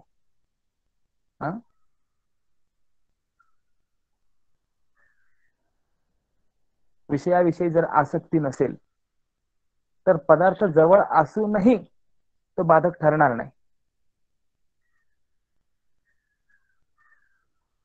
एखादा व्यक्ती आहे, त्या व्यक्तीच्या जवळ मणी आहे, रत्न आहे, परंतु तो व्यक्ती त्या रत्नाच्या विषयी तटस्थ आहे. मग तो प्राप्त झाल्यामुळे त्याला सुखही नाहीये किंवा गेला कुणी चोरून नेला तर त्याला दुःखही नाहीये. म्हणजे रत्न जो आहे हा सुख देणारा आहे का दुःख देणार आहे? तर सुख देणारा नाही, दुःख देणारा नाहीये. आपली वृत्ती ही महत्वाची आहे. म्हणून सांगतात रागद्वेष असतील आणि विषयांचा संग नसेल तरी बाधकता आहे. रागद्वेष नष्ट झाले आणि विषयांचा संग झाला, नव्हे इंद्रियांच्या द्वारात विषयात रममाण जरी झाला तरी ते बाधक नाही. याला उदाहरण काय? याला उदाहरण देतात, सूर्य जैसा आकाशात असे राहिला अलिप्त, निज किरणांच्या हाते स्पर्शे सर्वही जगाते. जसा अवकाशात असलेला सूर्य किरणांच्या हाताने जगाला स्पर्श करतो, पण त्या जगाच्या सांसर्गिक दोषाने तो लिप्त होत नाही, त्याप्रमाणे विषयांविषयी उदासीन असलेला आणि आत्मानंदाशी अभिन्न असलेला काम क्रोध विहीन होऊन होत असतो. आणि शिवाय त्या पंचविषयात देखील आत्म्या वाचून दुसरं काही नाहीच असा अद्वैत अनुभव जर असेल तर मग कोणते विषय आणि कुणाला व कशी बाधा करणार? त्या विषयांमध्ये 5 विषयामध्ये सुद्धा कोण आहे? परमात्माच आहे. सर्वम खलु इदम ब्रह्म असं जर असेल तर मग कोणता विषय कुणाला आणि कशाची बाधा करणार? भोजन करायचंय, मग भोजन करत असताना त्रिपुटी आहे की नाही? एक अन्न आहे, ते खाल्लं जातं. एक खाणारा आहे, एक खाऊ घालणारा आहे. हरिर्दाता हरिर्भोक्ता हरिरन्नम प्रजापती हरिर्विप्र शरीर असतो भुंगते भोजयते हरी.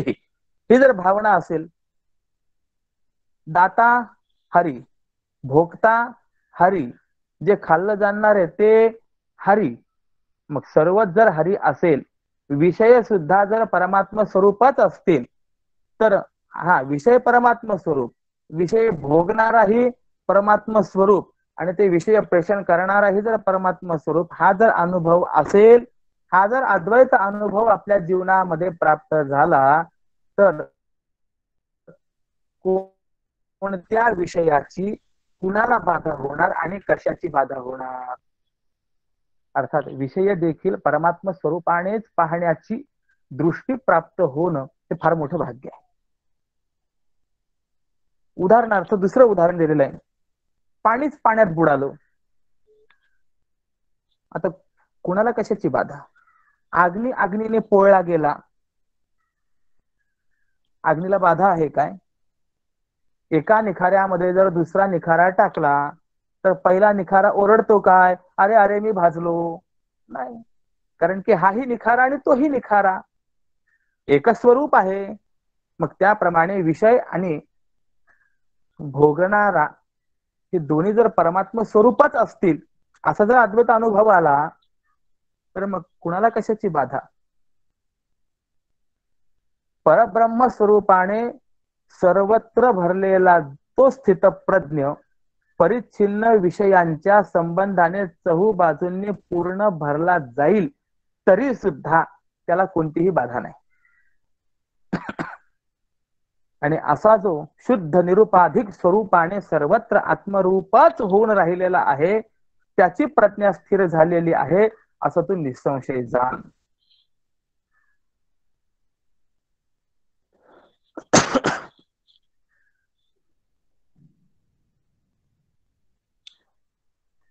स्वये सर्व रूप आहे, स्वये आत्मरूप पाहे, जान अर्जुना निभ्रांत तोची स्थित प्रज्ञ संत. स्वामीजींनी उल्लेख केला. मग आता असा जो सर्वत्र परमात्मा स्वरूप पाहणारा जो साधक आहे, चित्तप्रज्ञ आहे, त्याच्या ठिकाणी चित्ताची प्रसन्नता झालेली असते असं आपण पाहिलंय. तो चंचल चित्त नाही, व्याकुळ चित्त नाहीये. प्रसाद हा गुण त्याच्या ठिकाणी प्राप्त झालेला आहे. मग त्या प्रसाद गुणाचा परिणाम काय आहे? प्रसादे सर्व दुःखानां हानिरस्योपजायते प्रसन्न चेतसो ह्याशु बुद्धी पर्यवतिष्ठते. याचा अर्थ आहे, चित्ताची प्रसन्नता प्राप्त झाली असता या साधकाच्या सर्व दुःखांचा नाश होतो. चित्त प्रसन्न झालेल्या पुरुषाची बुद्धी ही आत्मस्वरूपी लवकर स्थिर होत असते. प्रसाद शब्द आहे. प्रसाद म्हणजे काय? जगद्गुरु शंकराचार्यांनी भाष्यामध्ये वर्णन केलंय. प्रसाद हा प्रसन्नता चित्त स्वास्थ्यम मनस्थैर्यम. प्रसाद म्हणजे प्रसन्नता, चित्ताचं स्वास्थ्य आणि मनाचं स्थैर्य म्हणजे प्रसन्नता. म्हणून माऊली म्हणतात, देखे अखंडित प्रसन्नता आथी जेथ चित्ता तेथ रिगणे नाही समजता संसार दुखा. ज्या अर्थी सर्व बाजूंनी जिथे चित्ताला अखंड प्रसन्नता आहे तिथे कोणत्याही संसार दुःखाला प्रवेश होत नाही. अरे चित्त ज्याचे सर्व काळ राहे प्रसन्न निर्मळ कैशी स्पर्शतील तया भवदुःख धनंजया. प्रश्न आहे. उदाहरण देतात, दिव्य अमृताची झरी वाहे जयाचे अंतरी तया शिवेना कल्पांती भूक तहाणीची भीती. ज्याचं पोट अमृताचा झरा प्रसवत म्हणजे ज्याच्या पोटातून अमृताचा उगम होतो त्याला तहान आणि भूक लागण्याची भीती आहे काय? जशी नसते, कधीच नाही. त्याप्रमाणे चित्त प्रसन्न झालं तर दुःख कसं आणि कुणाला होईल? त्या अवस्थेमध्ये बुद्धी परमात्म स्वरूपाच्या ठिकाणी आपोआपच स्थिर होत असते. याला दृष्टांत दिलाय, जैसा निर्वातीचा दीप कदा काळी नेणे कंप तैसा स्वस्वरूपी निवांत स्थित प्रज्ञ योगयुक्त. जशी निवाऱ्याच्या ठिकाणी असलेली दिव्याची ज्योत कंपायमान होण्याचं मुळीच जाणत नाही, तसा हा स्थितप्रज्ञ पुरुष आत्मरूप आणि समाधीने युक्त असल्यामुळे तो दुःखी होत नाही, सुख दुःखी होत नाही. इथे निर्वातीचा दीपू हा जो दिलेला दृष्टांत आहे फार महत्वाचा दृष्टांत आहे. काय फोड कळावी लागते. नाव सांगत नाही. एक प्रवचनकार व्यक्तिमत्व, जैसा निर्वातीचा दीपू, ही ओवी वाचल्यानंतर त्यांनी मला प्रश्न विचारला, बिनावातीचा दिवा कसा असतो? निर्वातीचा म्हटलेला आहे. मग समजावून सांगितलं, महाराज वात शब्दाचा अर्थ वारा असा होतो. ज्या ठिकाणी वारा असेल त्या ठिकाणी दिवा जर आपण पाहिला तर ती ज्योत सारखी अशी चंचल असते. पण एखादं ध्यानगृह जर आपण पाहिलं, आपल्या स्वामींच्या खाली आहे, त्या ठिकाणी जर दिवा लावलेला असेल तर वारा नसल्यामुळे ती ज्योत जशी एक स्वरूप असते, हलत नाही, त्याप्रमाणे ज्याची बुद्धी त्या वारारहित असलेल्या ठिकाणी असलेल्या दिव्याच्या वत दीपज्योतीप्रमाणे ज्याची बुद्धी स्थिर आहे, जो योगयुक्त आहे, तो स्थितप्रज्ञ आहे असं जाणा. बर, आता इथनं पुढे प्रकरण पुन्हा बदललं. म्हणजे 4 श्लोकांमध्ये एक प्रकरण. आता इथनं पुढचं प्रकरण आलं, जो असंयमी आहे, म्हणजे ज्याच्या ठिकाणी संयम नाही त्याच्या ठिकाणी कसं घोर दुःख प्राप्त होतं त्याचं चिंतन देतात. नास्ति बुद्धिरयुक्तस्य न चा युक्तस्य भावना न चा भावयत शांती प्रशांतस्य कुतः सुखम. याचा अर्थ आहे, अस्थिर चित्त असलेल्या पुरुषाला आत्मविषयक स्थिर बुद्धी नसते आणि अस्थिर बुद्धी असलेल्या पुरुषाला मी ब्रह्म आहे असा अभिनिवेश नसतो. म्हणजे ज्याचं चित्त अस्थिर आहे त्याला आत्मविषयक बुद्धी नाही, आणि ज्याची आत्मविषयक स्थिर बुद्धी नाही त्याला मी ब्रह्म आहे असा अभिनिवेश नसतो. आणि असा अभिनिवेश ज्या पुरुषाला नाही त्याला शांती प्राप्त होत नाही, आणि ज्याला अशी शांती प्राप्त होत नाही तशा अशांत पुरुषाला सुख कुठून मिळणार? प्रश्न आहे. किंवा याचा दुसरा अर्थ असा आहे, अविचारी माणसाची बुद्धी स्थिर नसते, त्याला बुद्धिस्थैर्याची इच्छाही नसते. मग तशी बुद्धिस्थैर्याची इच्छा नसणाऱ्याला शांती नसते, आणि ज्याच्या ठिकाणी शांती नाही अशा शांती नसणाऱ्या पुरुषाला सुख कुठून असणार? व्याख्यान करतात, ये युक्तीची कडसणी नाही दयाच्या अंतःकरणे तो आकळीला जाण गुणी विषयादिके. इंद्रिय, मन आणि बुद्धी यांच्या स्थैर्याचा विचार ज्याच्या अंतःकरणात नसतो तो शब्दादी विषयांच्या पाशाने आवळला जातो असं जाण. अर्जुना, त्या अविचारी पुरुषाची बुद्धी कुठेही केव्हाही आणि कोणत्याही प्रकारे स्थिर नसते. आणि त्याला स्थैर्याची निदान इच्छा तरी असायला पाहिजे, पण ती इच्छाही त्या ठिकाणी उत्पन्न होत नाही रे.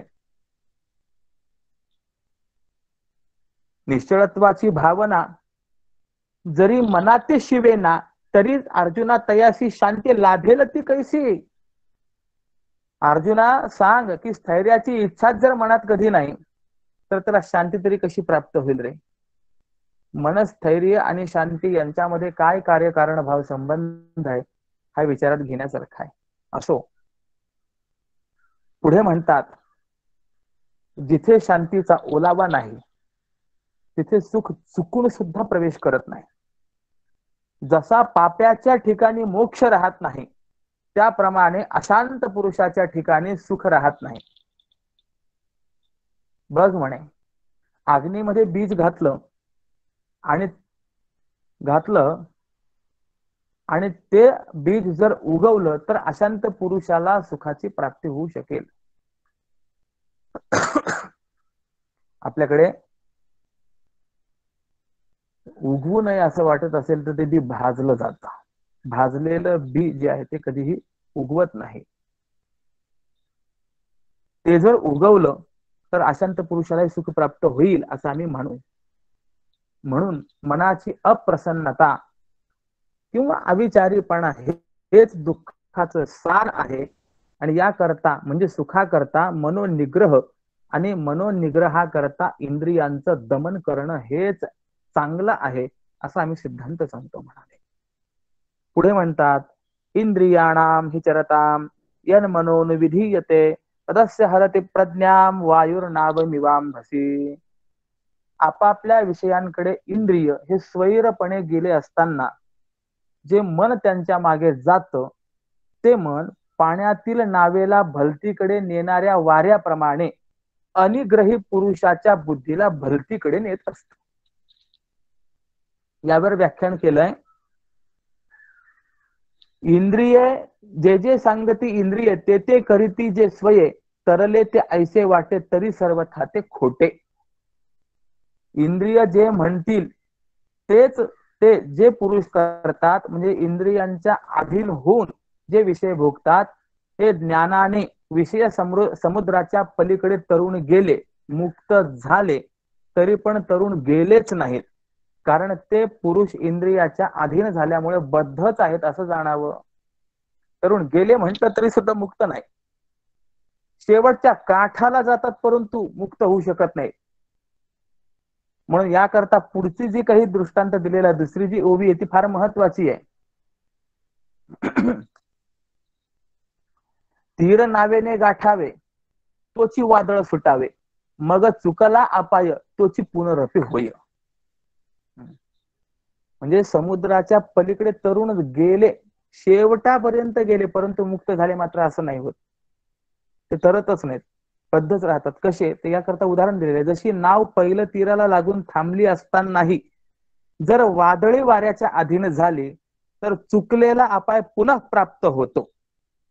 म्हणजे इथे मुद्दाम इथे प्राप्त पुरुषाकरता पहिलं तीराला पोचलेल्या नावेचा दृष्टांत आहे.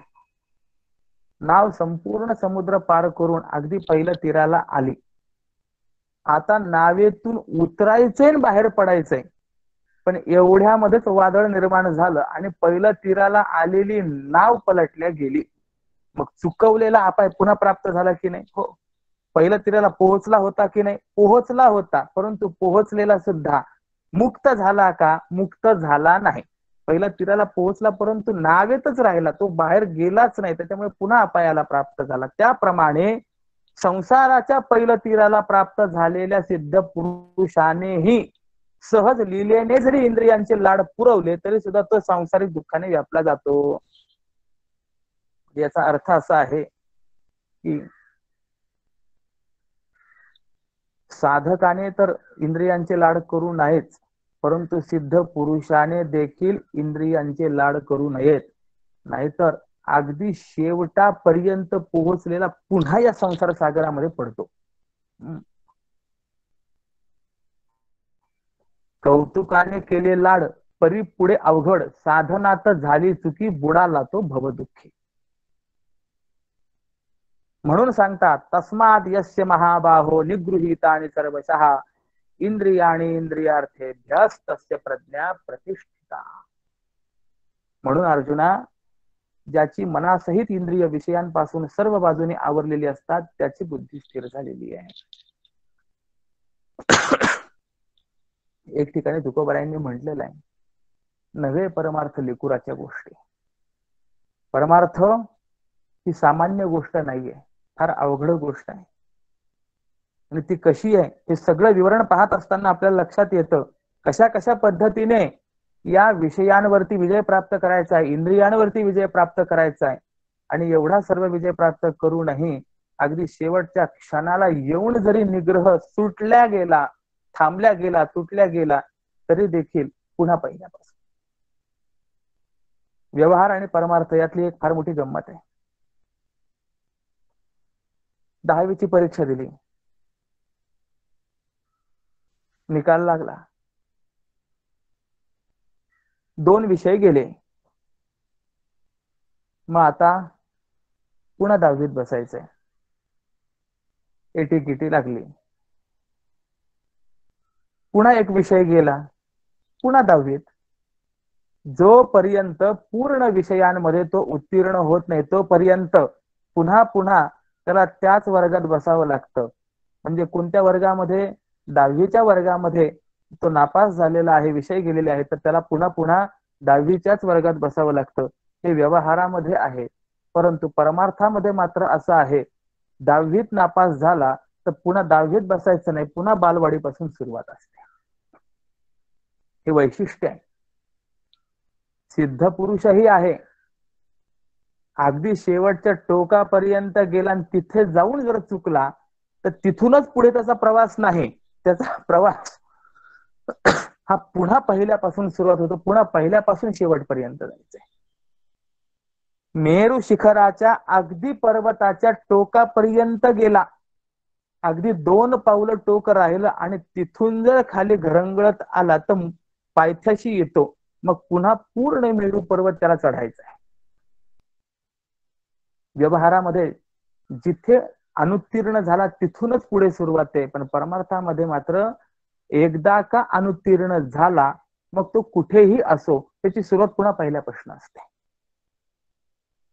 म्हणून अर्जुना, मनासहित इंद्रिय विषयांपासून सर्व बाजूने जर आवरलेली असतील तर स्थितप्रज्ञमान.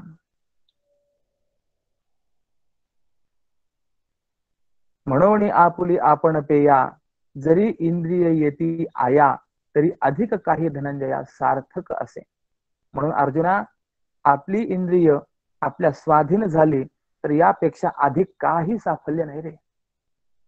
जीवनामधली खरी सफलता आणि सर्वात महत्वाचं प्राप्तव्य जर काही असेल तर इंद्रियांना आपल्या स्वाधीन करणं, बस. हा अनुभव संतांनी घेतलेला आहे. जगद्गुरु श्री तुकोबाराय स्वतःची ही स्थितप्रज्ञता व्यक्त करतात. काम क्रोध बंदी खाणी, तुका म्हणे दिले दोन्ही, इंद्रियाचे धनी आम्ही झालो गोसावी. आपण आता कामक्रोधांचा विचार करून आलो की नाही? इंद्रियांचा विचार करतोय की नाही? तुकोबाराय म्हणतात काम क्रोध बंदी खाणी, काम क्रोध दोन्ही आम्ही बंदी खाण्यात टाकले. तुका म्हणे दिले दोन्ही, इंद्रियांचे धनी आम्ही झालो गोसावी. आम्ही इंद्रियांचे धनी झालो, इंद्रियांचे मालक झालो, गोसावी झालो. इथे गोसावी शब्द जो आहे तो फार महत्वाचा आहे.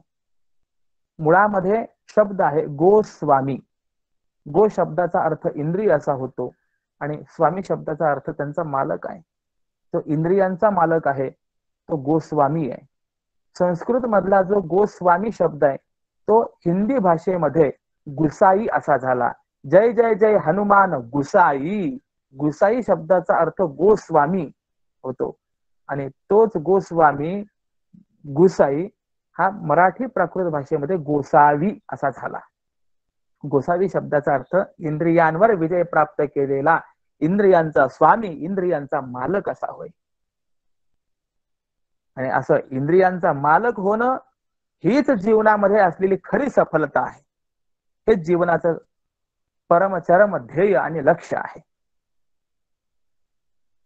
ज्याप्रमाणे कासव प्रसन्न असताना आपले अवयव पसरत आणि इच्छेनुसार आपले आपणच आवरत, त्याप्रमाणे ज्याचे इंद्रिय स्वाधीन असतात, ज्याच्या म्हणण्याप्रमाणे वागतात, त्याची प्रज्ञा स्थैर्याला प्राप्त झाली आहे असे जाण. आणि अर्जुना, आता आणिक एक गहन पूर्णाचे चिन्ह अर्जुना तुझं सांगेन परिसपा. हा जो पूर्ण पुरुष आहे म्हणजे जो स्थितप्रज्ञ आहे, त्याचं एक गंभीर लक्षण मी तुला सांगतो. काय आहे? पुढच्या एक 2 श्लोकांमधनं किंवा 1 श्लोकामधून त्या स्थितप्रज्ञाचं एक गंभीर लक्षण सांगितलेलं आहे. या निशा सर्वभूतानां तस्यां जागृती संयमी, यस्यां जागृती भूतानि सा निशा पश्यतो मुनेः. याचा अर्थ असा आहे की परमात्म स्वरूपाविषयी सर्व प्राण्यांची जी अविद्यारूप रात्र आहे, त्या रात्री इंद्रिय आणि मनाचा निग्रह करणारा जो आहे तो स्थितप्रज्ञ, तो ज्ञानाने जागा असतो. आणि अविद्या निद्रेत घोरत पडलेले प्राणी ज्या व्यवहार अवस्थेत जागे असतात, ती व्यवहार अवस्थेतील जागृती ही अज्ञानकारी असल्यामुळे परमार्थ तत्वाचा साक्षात्कार झालेल्या मुनीला, स्थितप्रज्ञाला ती रात्रच असते. म्हणजे अविद्यारूप रात्रीमध्ये जो जागा आहे तो स्थितप्रज्ञ, आणि अविद्यारूप रात्रीमध्ये किंवा अविद्यारूप संसारामध्ये जो जागा आहे तो सामान्य आहे. या संसारात जो झोपलेला आहे तो स्थितप्रज्ञ आहे. असं पहा, सर्व प्राणी ज्या आत्मस्वरूपाविषयी अज्ञानाने झोपी गेलेले असतात, म्हणजेच त्याविषयी ज्याला ज्ञानाने उजाडलेले असतं, आणि सर्व प्राणी ज्या विषय भोगांच्या व्यवहाराविषयी जागे असतात, त्याविषयी जो झोपी गेलेला असतो, अशा लक्षणांनी युक्त उपाधिरहित जो आहे तोच स्थितप्रज्ञ आहे, तोच व्यापक आहे आणि तोच मुनीश्वर आहे असं जाण. या श्लोकावरती स्वामी महाराज फार सुंदर सांगतात, लागलीशे झोप जगा असे तेथे जी जो जागा, जीव मात्र जेथे जागे तेथे ज्याशी झोप लागे, तोची नित्य निरंतर जाण पार्था मुनीश्वर. ऐसा जो का निरुपाधी अर्जुना तो स्थिर बुद्धी. म्हणजे जेव्हा सगळे झोपलेले असतात तेव्हा हा जागा असतो, आणि जेव्हा सगळे जागे असतात तेव्हा हा झोपलेला असतो. व्यवहारामध्ये सुद्धा असं आहे की नाही? देवाने रात्र निर्माण केली कशा करता? झोपण्याकरता. पण रात्री 2-2 वाजेपर्यंत मोबाईल चालू, काही जण रात्री अभ्यास करतात, 2-2, 3-3 वाजेपर्यंत अभ्यास. आणि देवाने कर्म करण्याकरता जो दिवस निर्माण केलेला आहे त्यावेळेला हा झोपलेला असतो. किंवा काही वेळेला बरेच माणसं असं सांगतात की प्रपंचामध्ये आम्ही यश मिळवण्याकरता रात्रीचा दिवस केला. ज्या ठिकाणी झोपायला पाहिजे त्या ठिकाणी सुद्धा काम केलं, रात्रीचा दिवस केला. मग रात्रीचा जर दिवस केला तर दिवसाचे काय केलं? म्हणजे दिवसाची रात्र केली. मग त्याप्रमाणे परमात्म स्वरूपाविषयी सर्व प्राणी जे आहे ते झोपलेले आहेत, म्हणजे अविद्या रूप रात्र आहे आणि तिथे ते झोपलेले आहेत. पण या ठिकाणी जो जागा आहे बस तो स्थितप्रज्ञ आहे. असे अनेक जण पाहिलेले आहेत की उत्तर रात्रीमध्ये म्हणजे ब्राह्म मुहूर्तावरती साधारणतः या पहाटे 3 नंतरचा जो कालावधी आहे या वेळेला उठतात आणि मंगलमय परमेश्वराचं ध्यान करतात. आणि यामुळे या वेळेत केलेलं जे ध्यान आहे अध्यात्मामध्ये त्यांना अतुल शांती प्राप्त होते. किंबहुना साधना करण्याचा उत्तम काळ कोणता आहे तर शास्त्रकार सांगतात रात्रीचा वेळ. साधारणतः या माणसाने 10 वाजेपर्यंत झोपावं आणि पहाटे कमीत कमी 4 वाजेला तरी उठावं.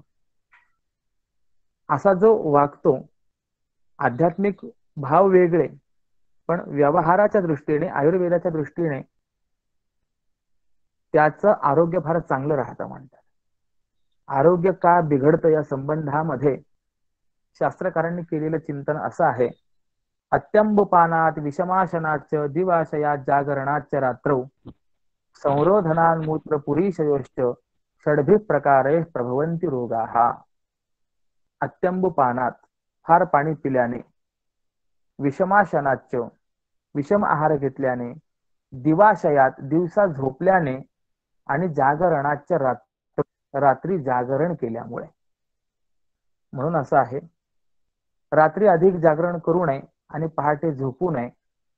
अशा पद्धतीने जो वागणार आहे तसं आरोग्य हे चांगलं आहे. साधारणतया 10 मनुष्य झोपला. आवाज येतोय ना? हो येतोय. बर. एक झोप झाली तर पुन्हा लवकर आपल्याला झोप येत नाही. मनुष्य बराच वेळ जागा असतो. एका अंगावरून दुसऱ्या अंगावर होत असतो. पण अशा वेळेमध्ये जर आळसाचा त्याग केला, हातपाय धुतले आणि शांत परमेश्वराचं चिंतन करायला लागला तर त्या वेळेत असलेली निरव शांतता यामध्ये भगवत चिंतन चांगलं होतं. म्हणून पंढरपुरी होऊन गेलेले एक महापुरुष श्री संतोजी महाराज कुकर मुंडेकर एक वेळेला एका विद्यार्थ्याला म्हणाले, तुला काय वाटतं रात्री आम्ही झोपा घेतो? त्या विद्यार्थ्याला कळे ना. पण एक दिवस त्या विद्यार्थ्याला अचानक जाग आली. रात्री साधारणतः 1-2 वाजेची वेळ होती आणि महाराजांच्या खोलीमधनं चोपाळ्याचा आवाज यायला लागला. त्यावेळेला अचानक त्याला आठवलं, महाराज म्हणाले आम्ही रात्री काय झोपा घेतो काय? मग रात्री जर महाराज झोप घेत नाही तर रात्री महाराज काय करतात? म्हणून कुतूहलवश जो पाहण्याकरता गेला तर एका पायाने झोका घेत होते आणि एक पायाची मांडी घातलेली होती आणि महाराजांचा जप चाललेला होता. त्यावेळेस लक्षात आलं की या निशा सर्व भूतानाम तस्याम जागृती संयमी. ज्या रात्रीमध्ये सर्व भूत म्हणजे सर्व प्राणी मात्र झोपलेले असतात त्या अविद्या रात्रीमध्ये हा संयमी, हा जागृत असतो. कृष्ण